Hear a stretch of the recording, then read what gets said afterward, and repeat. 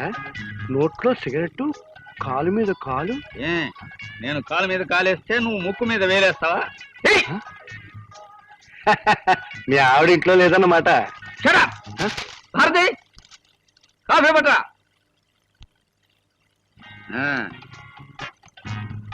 కొంచెం కాళ్ళు పట్టు.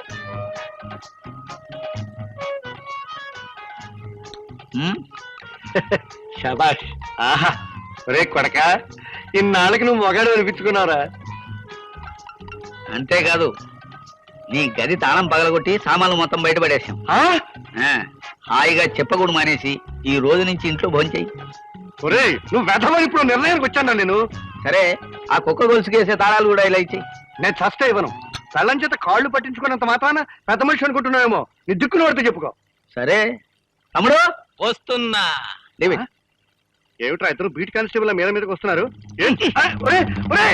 నా మీద దౌర్జన్యం చేయకండిరా, నేను మీ తండ్రిని రా. తండ్రివి కాబట్టే సన్నకుండా కొట్టకుండా అడుగుతున్నాం. తాళాలు ఇచ్చేనన్నా. నేను ఇవ్వను. తమ్ముడు తీరా తాళాలు. తంతాను. అమ్మా కాళ్ళు నువ్వేనో చెప్పమ్మా. అమ్మా మీ వదినకి అమ్మా ఇది అన్యాయం రా, అక్రమం రా. అవును, ఈ ఇంట్లో ఇన్నాళ్ళు అన్యాయం అక్రమమే జరిగింది. దాన్ని సక్రమం చేద్దామనే ఈ ప్రయత్నం. ఈ వాళ్ళ నుంచి ఇంటి పెత్తనమ్మ ఆవిడిది, తమ్ముడు చేసుకోబోయే పిల్లది. అదే చెబితే పడిపోతావు. తమ్ముడు ప్రేమించిన శాంతి. మరి కట్టం రా. ఏమిటా గుర్రం తగిలించినట్టు అవును మీరు. కట్నం అంటే నవ్వొస్తుంది. ఎప్పుడో దొంగతనం చేసి తీసేసుకున్నావుగా. అందుకని దానికి వడ్డీతో సహా వేసి ఎదురు కట్నం ఇచ్చి ఆ పిల్లతోనే తమ్ముడు పెళ్లి జరిపించబోతున్నాను నేను. ఒరే ఇదంతా నేను చెమటోటి సంపాదించిన డబ్బురా. అందుకనే ఇనపెట్టి దగ్గర కడితే చెమట కంపు కొడుతుంది. ఏమిటమ్మా ఆడదాని నువ్వు కూడా చూస్తూ ఊరుకుంటున్నావా? మగాడైతే నీ చెంప ఎప్పుడో పగిలుండేది. చూడమ్మా వీళ్ళ సంగతి. ఇంకా అర్థం కాలేదా? మీకు ఇష్టమైతే ఇంట్లో ఉండండి, ఇంత పిండ కూడా పడేస్తాను.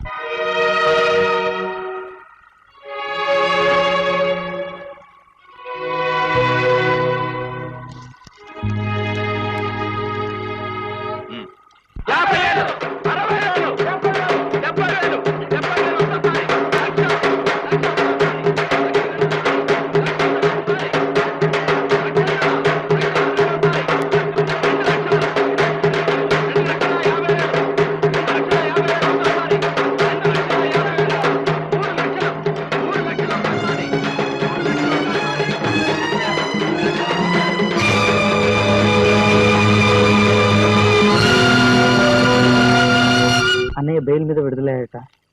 మన ఇల్లు కూడా వేలం వేశారు. ఇల్లు కూడా వేలం వేశారా? మన కోసం చేసిన అప్పుల వల్ల. అంటే అన్నయ్య వదిన ఎక్కడున్నట్టు, ఏమైనట్టు?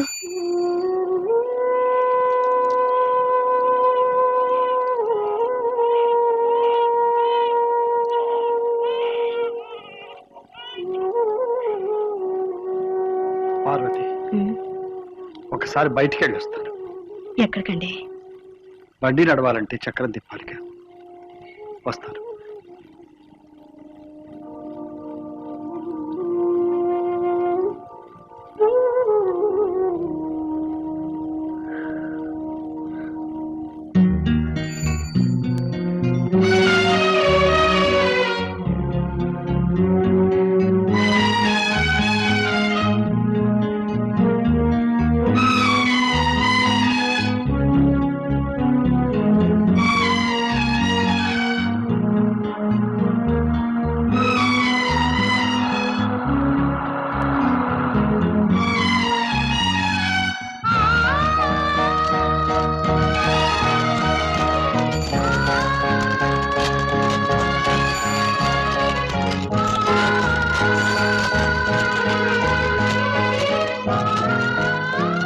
ఆపు, ఆ బస్తాలు లోపల తీసుకురా.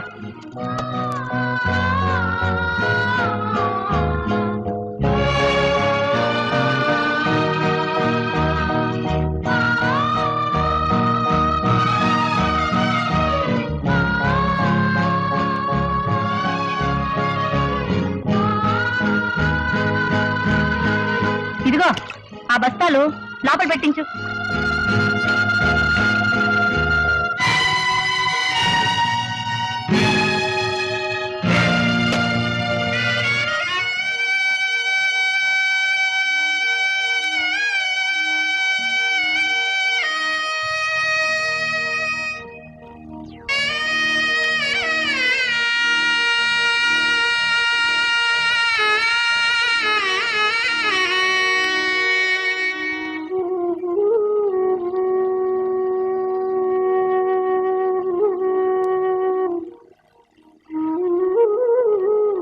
ఏమండి ఎందుకండి బాధపడుతున్నారు? నేనేదైనా తప్పు చేసుంటే నన్ను క్షమించండి. పార్వతి, నువ్వు తప్పు చేశావని నేను బాధపడడం లేదు. నేను బ్రతికుండగా నిన్ను ఈ స్థితికి తీసుకొచ్చినందుకు నాలో నేను ఏడుస్తున్నా. నే పోయిన తర్వాత ఎలాగూ తప్పదు. పార్వతి, ఈ చేతులతో అందరినీ పెంచాను, ఈ చేతులతో అందరినీ పెద్దవాళ్ళని చేశాను. ఈ చేతులతో నేను నవ్వితే నవ్వి, ఏడిస్తే ఏడ్చి, నీ బ్రతుకంతా నాతోనే గడిపిన నీకు కనీసం పట్టెడన్నం పెట్టలేకపోయాను. నీ ఏడుస్తున్నా. కాదండి, నేను అనుకున్నది వేరు. మీకు ఇప్పుడు ఉద్యోగం దొరకాలంటే అంత తొందరగా జరిగే పని కాదు. ఆడవాళ్ళకైతే ఏ ఇంట్లోనైనా అనిపితోవే పనో ఏదో ఒకటి దొరుకుతుంది.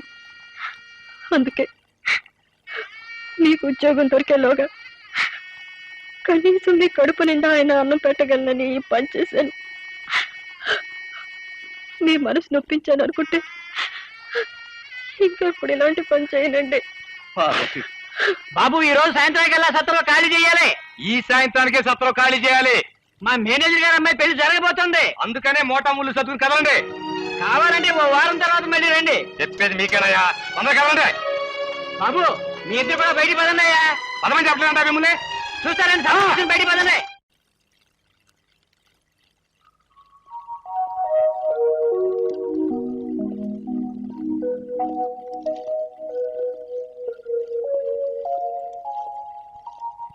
నమస్కారం. నమస్కారం అండి. ఎవరు? ప్లీజ్ కూర్చోండి.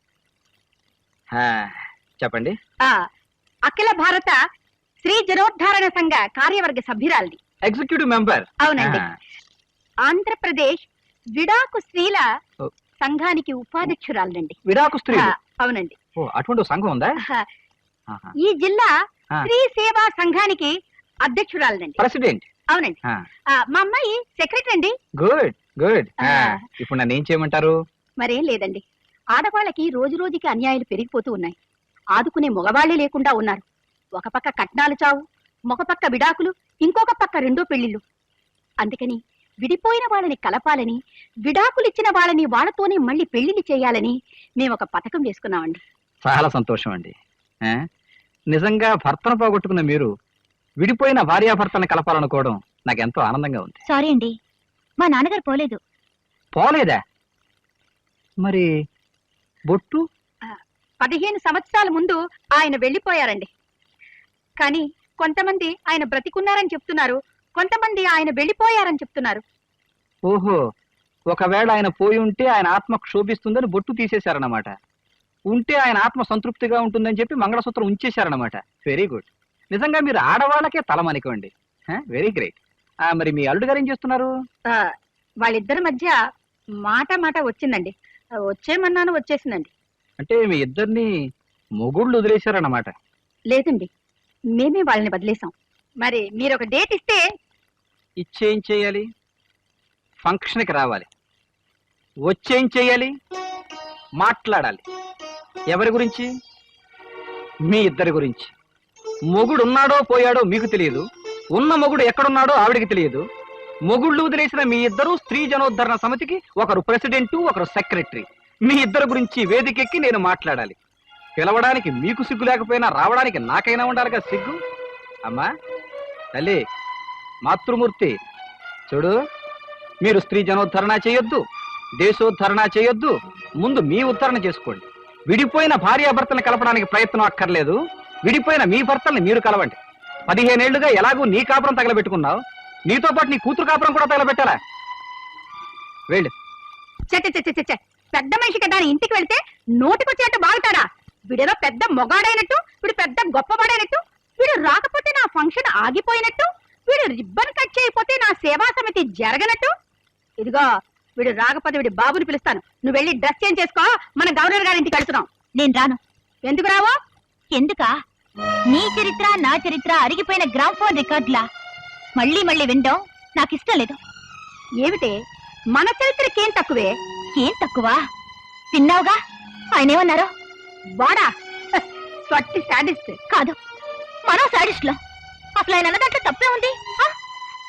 నేను నా మొగుడిని కాదని వచ్చిన తర్వాత 1 నెల 2 నెలలు ఓకే. ఆ తర్వాత నువ్వైనా ఆయన ఎక్కడున్నారో తెలుసుకుని పెళ్ళు అని ఒక్కసారైనా చెప్పావా? లేదో. అసలు ఆ ప్రసక్తి ఎప్పుడైనా తెచ్చావా? ఎందుకు? అసలు భర్తల మీద, పెళ్లిళ్ల మీద, వ్యవస్థ మీద నీకు నమ్మకం లేదు. ఎందుకుంటుంది? నాన్న ఇల్లు వదిలిపెట్టి వెళ్ళి 15 సంవత్సరాలు అవుతోంది. ఆయన ఎక్కడున్నాడో, ఉంటే ఎలా ఉన్నాడో, పోయాడో, పోతే ఎలా పోయాడో ఎప్పుడైనా కనుక్కోవడానికి ప్రయత్నించావా? ఛీ! నీతో ఉంటే నా బ్రతుకు కూడా ఇంతే అవుతుంది. చేసిన తప్పుకి చెంపలేసుకుని ఇప్పటికైనా ఆయన దగ్గరికి వెళ్ళిపోతాను. అంత దూరం వచ్చావా? ఇప్పటికే నా బ్రతుకులో తెలియకుండా చాలా దూరం వచ్చేసాను. ఇంతకంటే దూరం వెళ్తే నా బ్రతుక్కే దూరం అయిపోతాను. నేను వెళ్తున్నాను.